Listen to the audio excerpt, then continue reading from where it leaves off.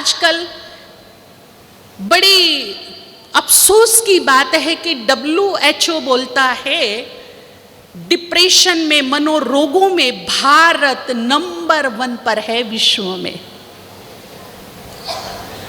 सोचिए, जहां हर महीने कोई ना कोई त्योहार आता है, खुशी के अवसर आते हैं, जहां सच में अगर देखा जाए बहुत सारे देशों में हम भी गए तो हमारा देश कुछ हटके है। यहाँ परिवार है, संबंध है, खुशी है, रिश्ते नाते हैं, संस्कृति संस्कार हैं, जो हमारी जीवन को एक नई ऊर्जा देते हैं। और फिर भी भारत नंबर 1 डिप्रेशन पर है। तो मनोवैज्ञानिकों का कहना है कि अगर अपने मन को हमें शक्तिशाली बनाना है, अपने मनोबल को बढ़ाना है, निरोग रहना है, तो एक काम कीजिए, दिन में रात में मिलाकर के 24 घंटे होते हैं।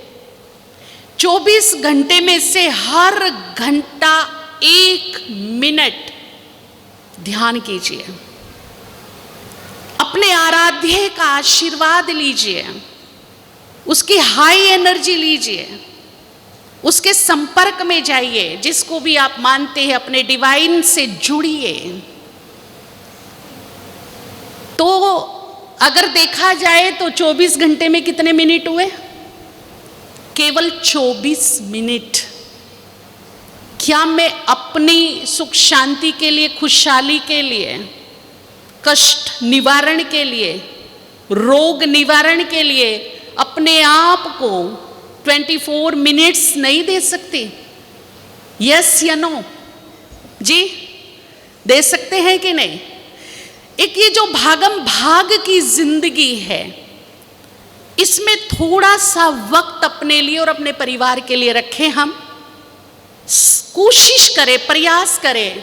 हम कुछ सफल लोगों की बुक्स पढ़ रहे थे, जिन्होंने अपना भाग्य अपने हाथों से निर्माण किया, पर कुछ सिद्धांतों में बांध के रखा। जब तक हम अपने आप को कुछ अच्छे सिद्धांतों में बांध कर नहीं रखेंगे, तब तक हमारा व्यक्तित्व चमकेगा नहीं, सफलता हमें मिलेगी नहीं।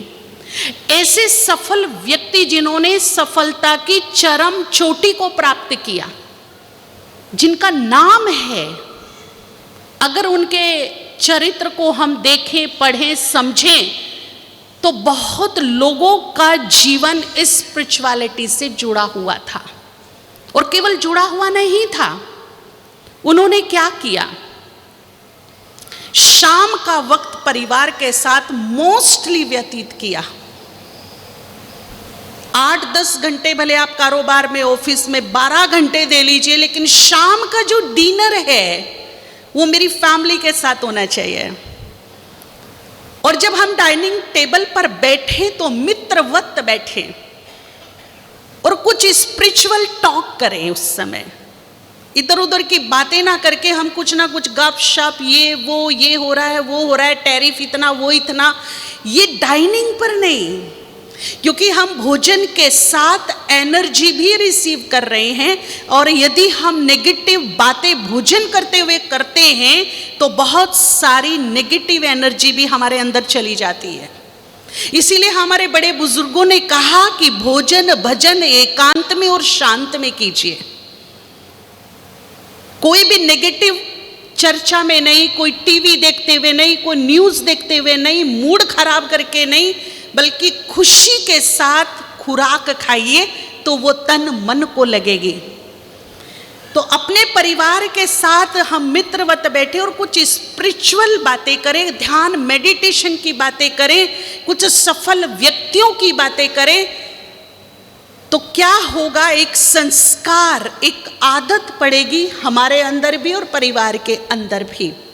कुछ हम गिफ्ट्स देते हैं अपनी फैमिली को, कुछ ऐसे ओकेशन होते हैं, बर्थडे होते हैं या कोई विशेष त्योहार होता है, महंगे गिफ्ट जरूर दीजिए, पर कुछ स्पिरिचुअल वस्तु भी साथ में दीजिए। और अपडेट लीजिए। अरे मैंने वो बुक दी थी, आपने पढ़ा, उसमें ना ये चैप्टर, ये वाला खोल के देखना, बड़ी अच्छी बात लिखी है। इतनी अच्छी अच्छी बुक्स हैं, स्पिरिचुअल बुक्स, सीडीज हैं, कैसेट्स हैं, पेन ड्राइव आप उसमें भर के दे सकते हो। कुछ अच्छे अच्छे मोटिवेशनल स्पीच कुछ तो दीजिए जब भी टाइम मिले।